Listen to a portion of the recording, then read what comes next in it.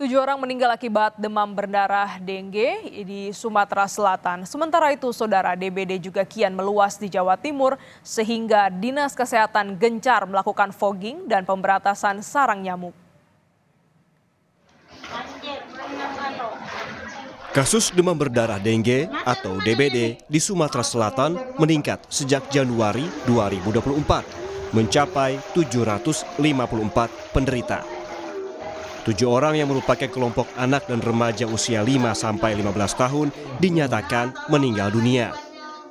Dari 7 orang yang meninggal, meliputi 3 penderita di Kota Palembang, 2 penderita di Kabupaten Banyuasin, dan 2 penderita di Kabupaten Ogan Komering Ulu Selatan.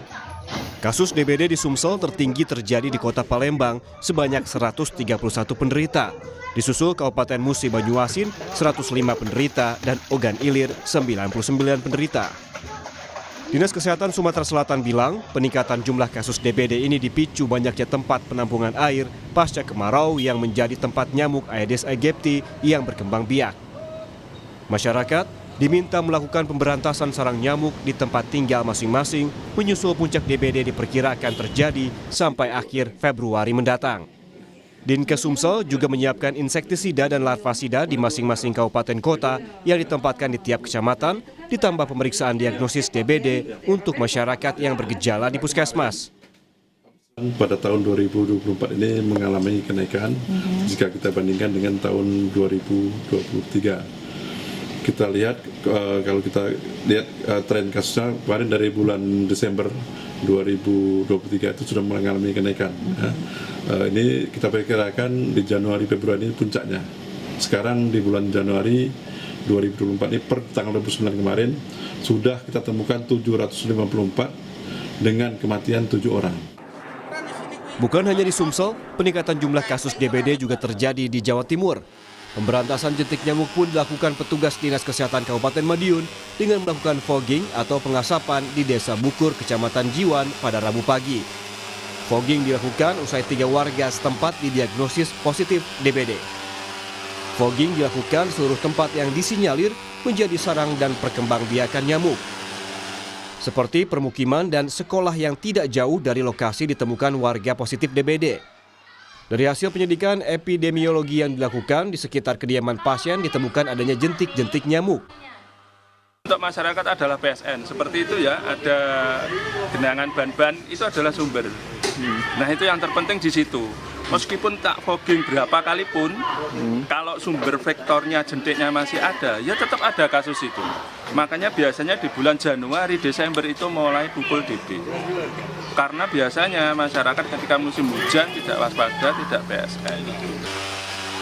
Dalam 1 bulan terakhir, sebanyak 58 kasus demam berdarah dengue ditemukan di Kabupaten Madiun. Selain melakukan pengasapan, pada musim hujan ini, Dinas Kesehatan mengimbau warga untuk menjaga lingkungan dengan melakukan PSN atau pemberantasan sarang nyamuk. Tim Liputan, Kompas TV. Untuk mengetahui penanganan DBD di Sumatera Selatan, kita langsung bergabung dengan jurnalis Kompas TV, Reski Oktora Amalia di Palembang. Selamat siang, Reski. Hingga siang ini apakah ada penambahan kasus DBD di Sumatera Selatan? Baik, selamat siang, Glenis dan juga saudara. Untuk sementara ini kasus ataupun jumlah kasus DBD di Sumatera Selatan ini sebanyak 754 penderita dengan 7 orang penderita dinyatakan meninggal dunia. Dan untuk lonjakan ataupun penambahan kasus DBD di Sumatera Selatan ini memang sudah terjadi sejak Desember 2023 kemarin. Dan puncaknya ini terjadi pada Januari 2024 ini. Adapun 7 orang yang meninggal dunia tersebut merupakan kelompok usia 5 sampai 15 tahun dengan rincian masing-masing di 3 penderita di Kota Palembang, 2 penderita di Kabupaten Banyuasin, dan 2 penderita lagi di Kabupaten Ogan Komering Ulu Selatan. Menurut Dinas Kesehatan Sumatera Selatan, kelonjakan kasus DBD di Sumatera Selatan ini dipicu karena peralihan musim kemarau ke musim penghujan yang mengakibatkan banyaknya tempat penampungan air yang menjadi tempat nyamuk Aedes aegypti ini berkembang biak. Ditambah juga kelembaban udara di Sumatera Selatan yang saat ini dilanda musim penghujan berkisar 20 sampai 30 derajat Celcius. Kelembaban udara ini dinilai Dinkes Sumatera Selatan idealnya untuk nyamuk Aedes aegypti berkembang biak lebih cepat.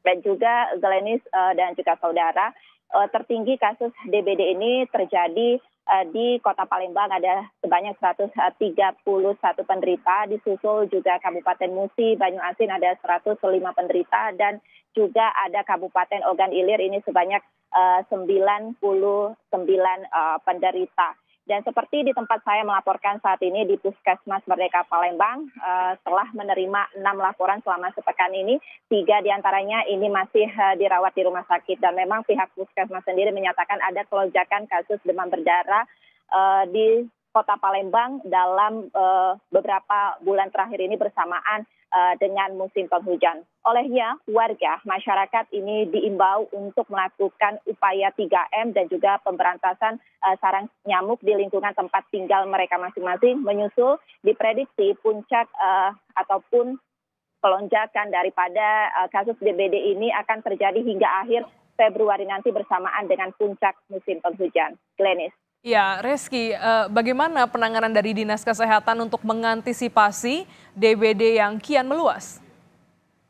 Ya, untuk penanganan kasus DBD di Sumatera Selatan ini, pihak Dinas Kesehatan Sumatera Selatan telah mendistribusikan obat-obatan untuk pemberantasan sarang nyamuk ataupun nyamuk dan juga jentiknya ke tiap kabupaten kota, seperti ada distribusi larvasida dan juga insektisida yang ditempatkan di kecamatan, yakni di puskesmas, untuk memudahkan warga nantinya akan mengambil untuk dilakukan penyemprotan di lingkungan mereka masing-masing. Dan juga penanganan ini difokuskan ke sekolah, karena mengingat mayoritas yang terserang DBD ini merupakan anak-anak yang tengah bersekolah. Olehnya upaya 3M dan juga pemberantasan sarang nyamuk, penyemprotan ini ditingkatkan di sekolah, seperti itu, Glenis. Dan juga ada pemeriksaan RDT ditempatkan di puskesmas untuk masyarakat yang bergejala, karena untuk mendapatkan perawatan lebih cepat untuk menekan angka kematian akibat DBD. Glenis.